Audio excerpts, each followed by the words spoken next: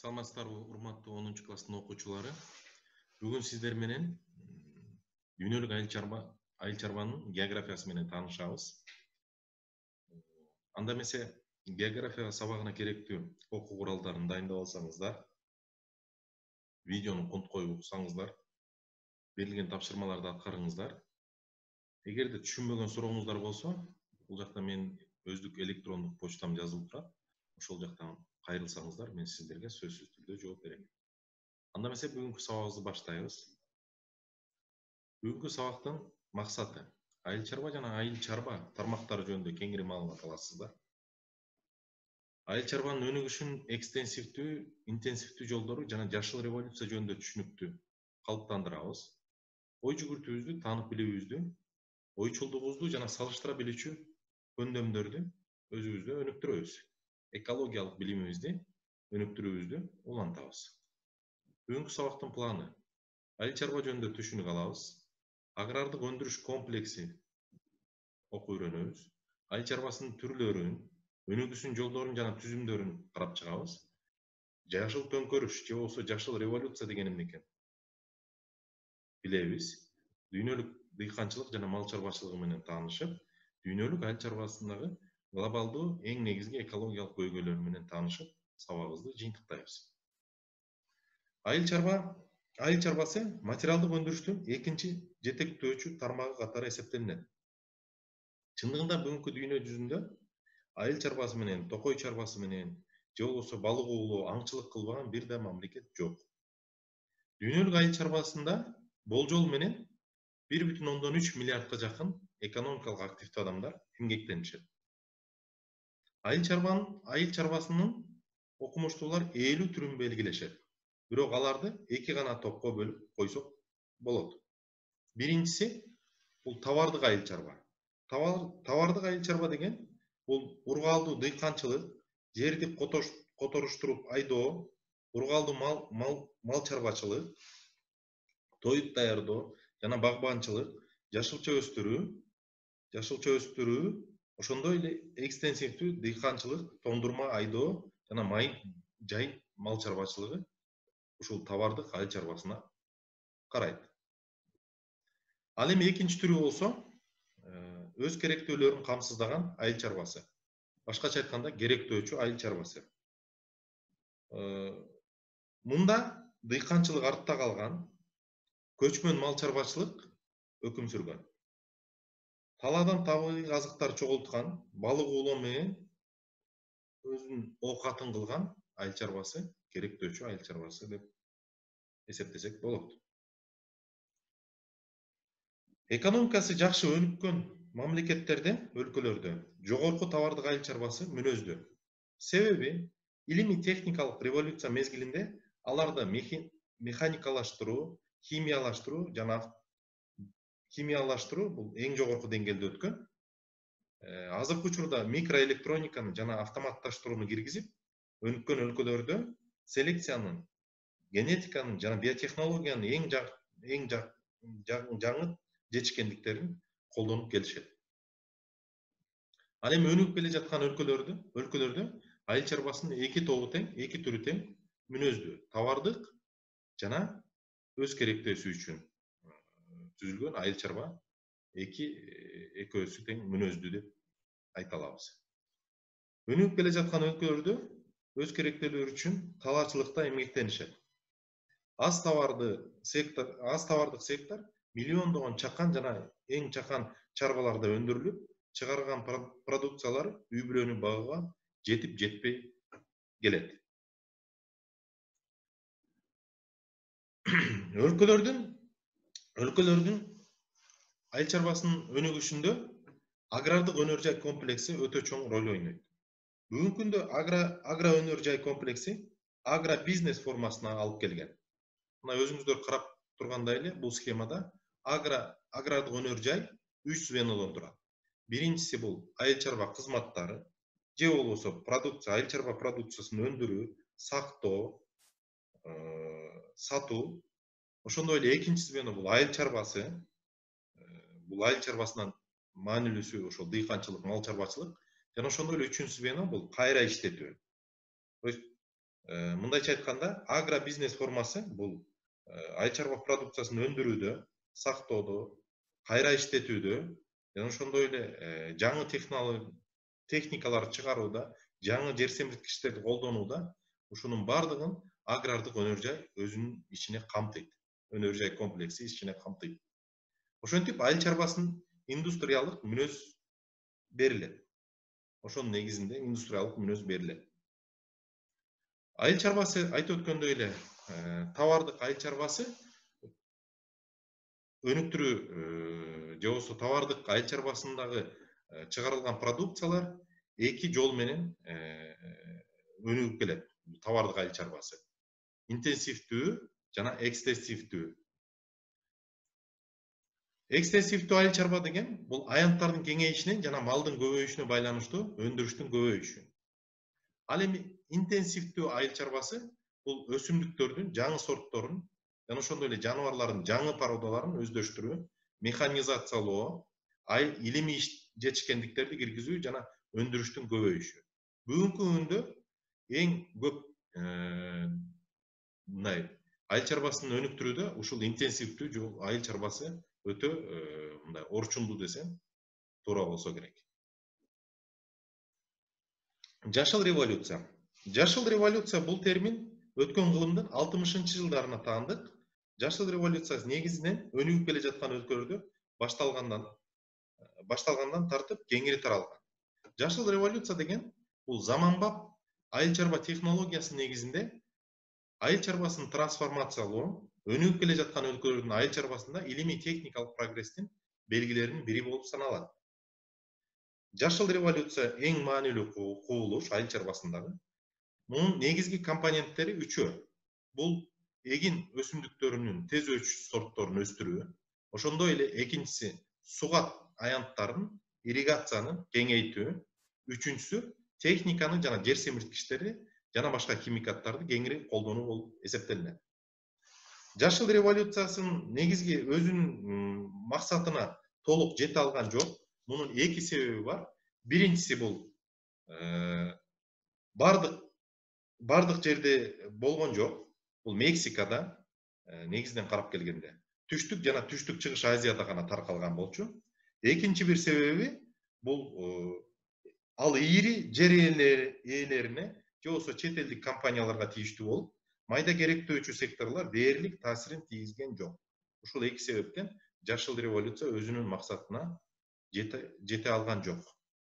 Жашыл революция негизи бул терминди USAID-тин мурдагы директору Уильям Гуд 1968-жылы негиздеген. Жашыл революция Мексикада 1943-жылы Мексиканын өкмөтү жана Рокфеллер фондунун айыл чарба программасы менен башталган. Бул программанын алкагында эң чоң ийгиликтерге Норман Борлауг деген окумушту жетишкен. Ал буудайдын жогорку натыйжалуу сортторун чыгарган. 1951-жылдан баштап 1956-жылдарга чейин Мексикада эгиндер менен толук камсыз болуп, аны экспорттоп башташкан. 15 жыл ичинде өлкөнүн данынын түшүмдүүлүгү 3 эсеге өскөн. Борлоодун илимий иштери Колумбияда, Индияда, Пакистанда селекция ишинде колдонулган. Ушул эмгеги үчүн 1970-жылы Борлоог Нобель тынчтык сыйлыгын алган.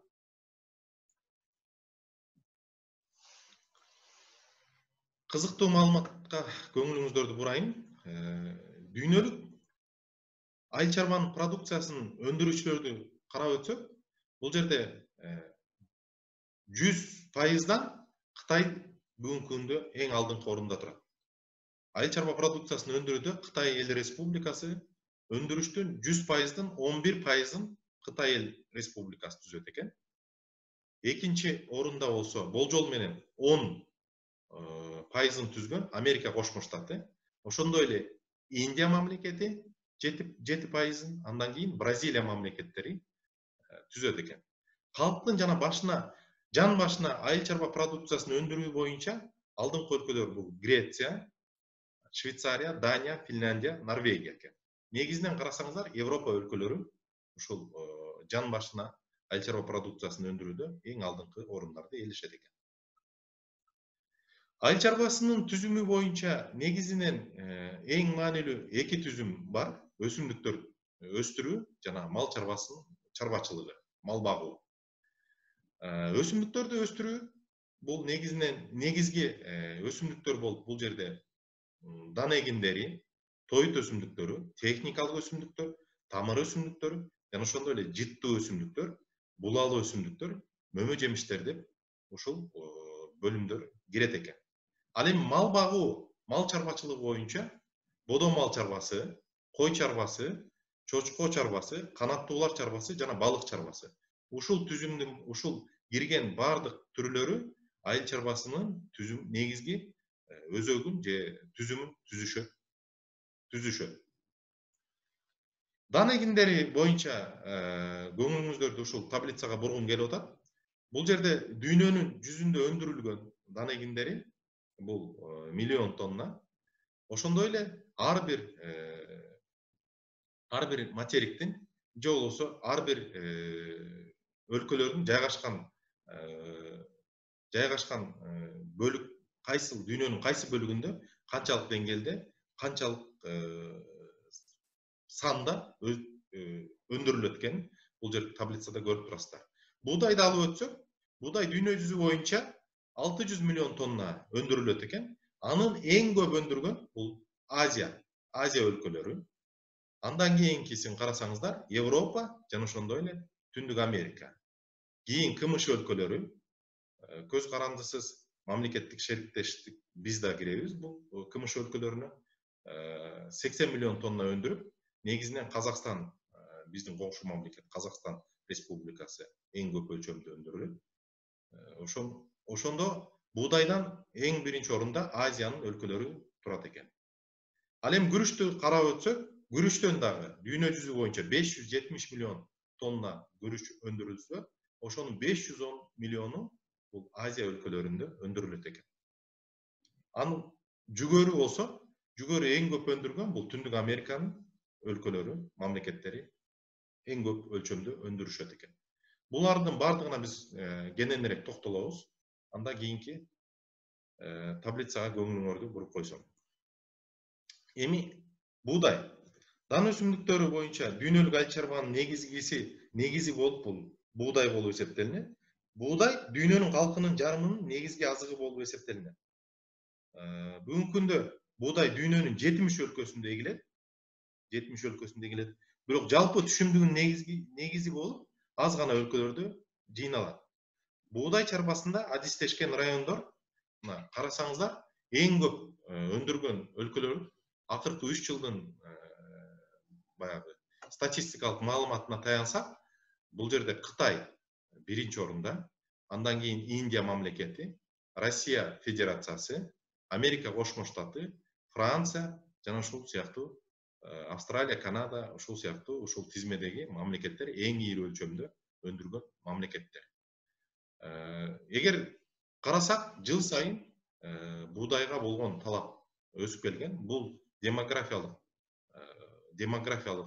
адамдардын дүйнөдөгү калктын санынын кескин түрдө өсүшүнө байланыштырсак болот. Эң акыркы маалыматка таянсак, Кытай Эл Республикасы 134,3 миллион тонна 2019 жылы өндүргөн экен. Ошондой эле Индия 98,5 жана ошондой эле Россия 85,9 миллион тонна өндүрүшкөн экен. Кийинки дан өсүмдүктөрүнө өтөлү. Күрүч. Күрүч бул дүйнөнүн калкынын жарымынын нанды алмаштырган негизги азыгы болуп эсептелинет. Күрүч бул билесиздер, биздин заманга чейин Кытайда эгилчү маданий өсүмдүк катары эсептелип келген. Күрүчтүн негизги таблицаны көргөнүңүздөрдөй эле, негизги бөлүгү Азиянын шалуулуу өлкөлөрүнө тийиштүү. Эң көп өндүргөн өлкөлөр бул Кытай, Индия, Индонезия, Бангладеш, Вьетнам, Таиланд, Мьянма, Филиппин жана ошондой эле Түштүк Америкада Бразилия да кошулат экен. Ушул күрүч боюнча эң көп өндүргөн мамлекеттер өзүңүздөр көрүп тургандай Азиянын шалуулуу өлкөлөрүнө тийиштүү. Ал эми жүгөрү мекени негизи Мексика, бирок Америкага ачылгандан кийин дүйнөгө бардык булуң бурчуна тараган. Негизинен буğday ээлеген аймактарда жүгөрү да өстүрүлөт. Жүгөрү дан үчүн гана эмес, жашыл масса үчүн да өстүрүлөт. Тоют катары өстүрүлөт. Карасаңыздар, эң биринчи орунда Америка Кошмо Штаты 353.699 миң тонна өндүрүптүр 2018 жылы. Кытай Эл Республикасы 218.624 миң тонна өндүрүптүр. Ошондой эле Бразилия 80.273 тонна. Ушул сыяктуу Аргентина, Украина, Индия, Мексика, Индонезия, Франция жана Канада мамлекеттери жүгөрү өндүрүү боюнча эң алдыңкы орундарда турат экен. Кийинкиси май чыгаруучу өсүмдүктөр. Негизинен май чыгаруучу өсүмдүктөр эгүү дан өсүмдүктөрдөн кийинки маанилүү орунда турат. Себеби дүйнөдө колдонулган майдын 3/2 бөлүгү өсүмдүк майлары болуп эсептелинет. Алардын үлүшү негизинен өзгөчө Азиянын, Африканын жана Латын Американын өлкөлөрүндө жогору болуп саналат. Өзүңүздөр көргөндөй эле соя бул Америка Кошмо Штаты эң көп өндүргөн. Арахис Индия, зайтун же орусчасы оливка өсүмдүгү бул Италияда аябай көп, эң алдыңкы мамлекет катары. Ошондой эле күн карама Украина мамлекетинде. Ал эми тамыр өсүмдүктөрүнө келсек, тамыр өсүмдүктөрү дүйнөдө кеңири тараган маданий өсүмдүктөрдүн бири картошка. Анын мекени Түштүк Америка. Азыркы күндө түндүк жарым шаардын мээлүүн алкагында негизги маданий өсүмдүк катары эсептелинип калды. Картошка жыйноо боюнча алдыңкы орундарда көрүп турасыздар. Кытай, Россия Федерациясы, Индия кирет, Америка Кошмо Штаты, Польша. Ушул мамлекеттер алдыңкы орундарды ээлейт. Андан кийинкилерди карасак, жыттуу өсүмдүктөр, булар чай. Чайдын мекени билесиздер Кытай, бирок Европага 17-кылымда алынып келинген чай. Дүйнөдө чайдын 5/4 бөлүгү бул Азия өлкөлөрүндө өндүрүлөт. Ошонун ичинен Индия, Кытай, Шри-Ланка. Кофе боюнча Бразилия, Венесуэла, Колумбия, Индия, Кения, Уганда мамлекеттери алдыңкы орунду ээлешет экен. Какао өндүрүү боюнча Кот-д'Ивуар, Гана, Бенин, Нигерия, Буркина Фасо мамлекеттери дагы көптөгөн баягы какао өндүрүү боюнча эң ири мамлекеттер десек туура болот. Ал эми булалуу өсүмдүктөрдүн түрүнөн биз пахтаны карайбыз. Пахта өндүрүү боюнча биринчи орунда Азия мамлекеттери турат. Ал эми экинчи орунда Америка, ошондой эле үчүнчү орунда Африка өлкөлөрү ээлейт. Булалуу башка булалуу өсүмдүктөрдүн ареалы бул зыгыр, мисалы жут, зыгыр өстүрүүнүн 4/3 бөлүгү бул Россия менен Белоруссия берет. Дүйнө жүзүндө ошондой эле Бангладеш кирет. Ал эми өзгөчө чектелүү аймактар болгон болсо, бул каучук мисалы, ал Индонезияда, Таиландда, Малайзияда өстүрүлөт. Айтып өткөндөй эле.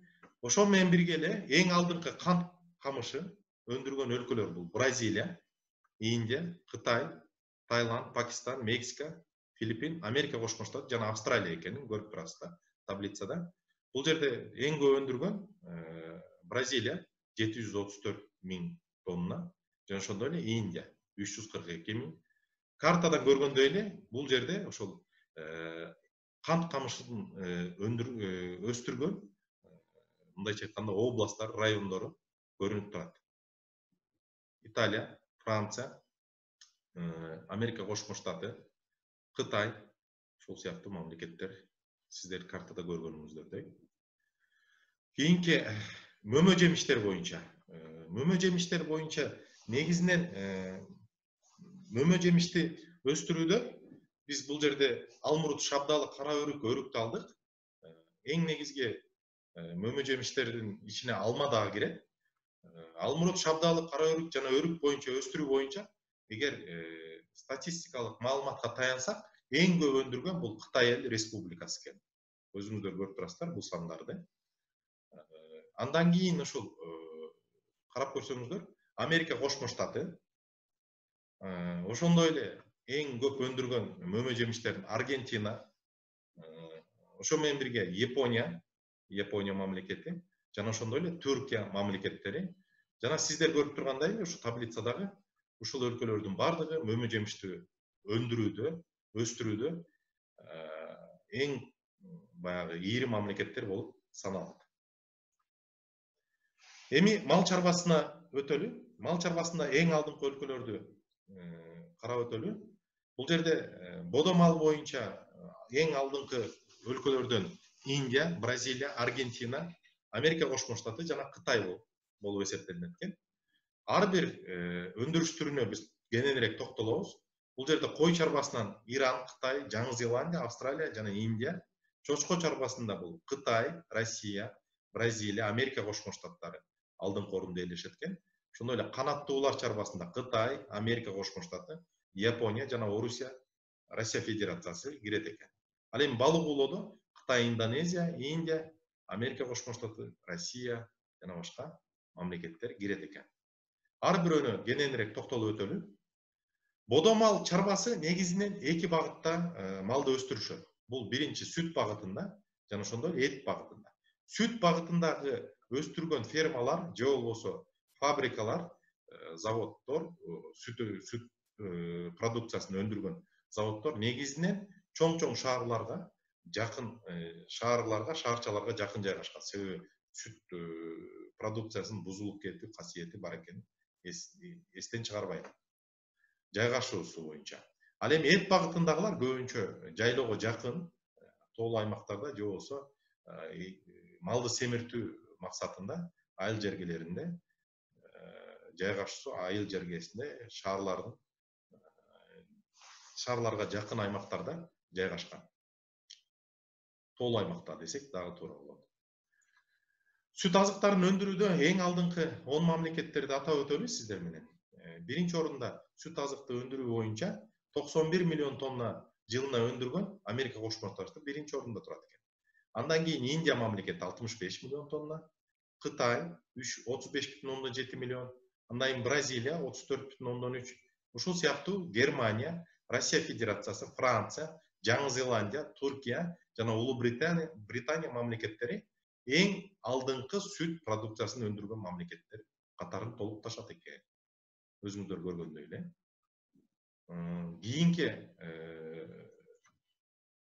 Кийинки кезине өтөлү. Бул жерде уже дүйнөнүн эт азыктары менен камсыздалган ийри өлкөлөрдү карайбыз. Биринчи орунда Америка Кошмо Штаты, экинчи орунда Америка Кошмо Штаты 100%дан 19,63% эт азыктарын Америка Кошмо Штаты дүйнөнүн камсыз кылат экен. Андан кийин ошо Бразилия мамлекети 16,40%. Андан кийин ийри болгон Евросоюздун өлкөлөрү, Евросоюзга кирген өлкөлөр 13%.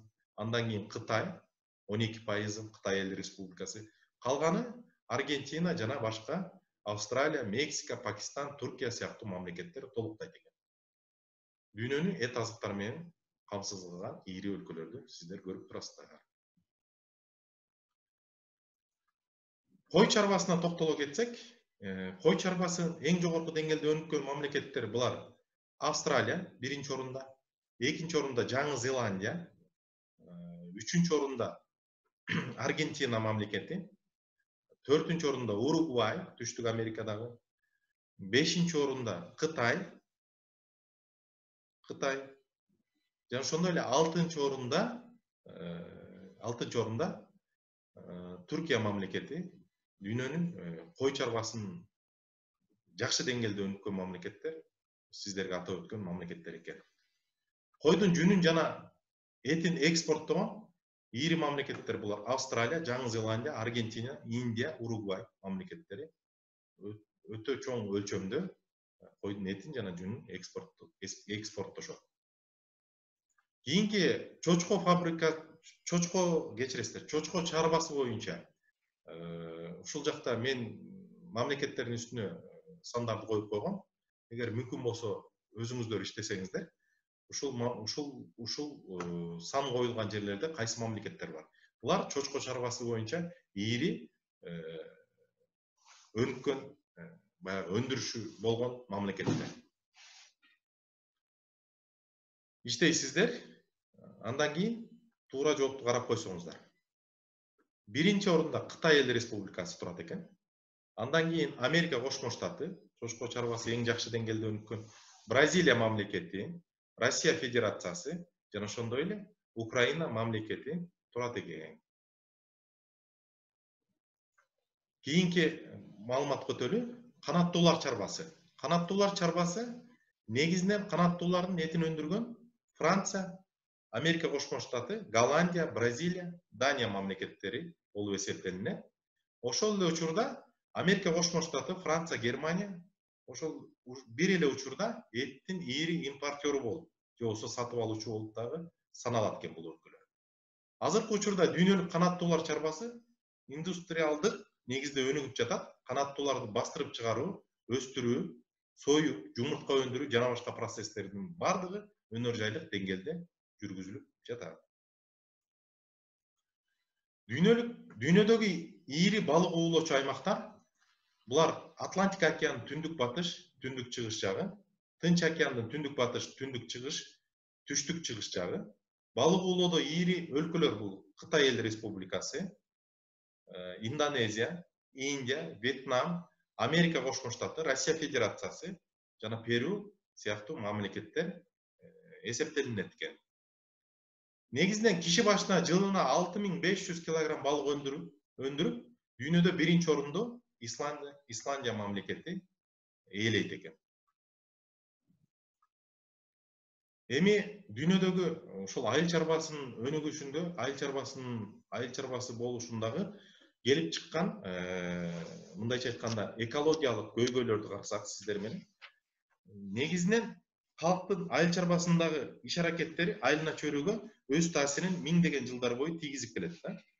Ошондон улам натыйжасында ар кандай антропогендик ландшафттар калыптанган.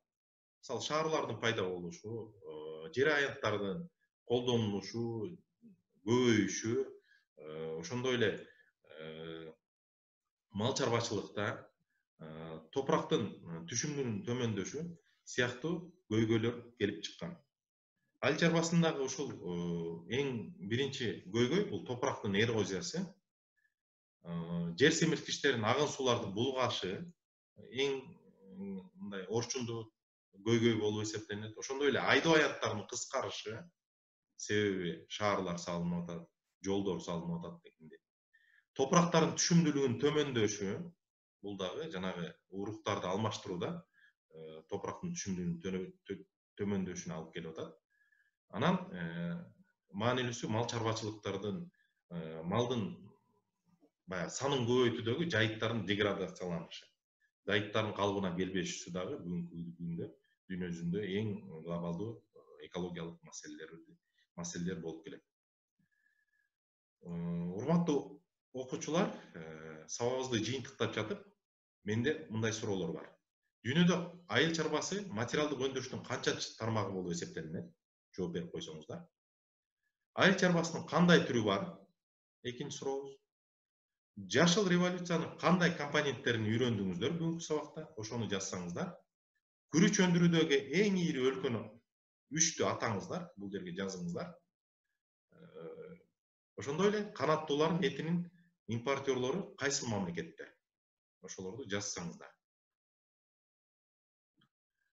Ушуну менен үй ишин жазып алыңыздар. Үй иште өзүңүздөрдүн мугалимдериңиздерге көргөзөсүздөр.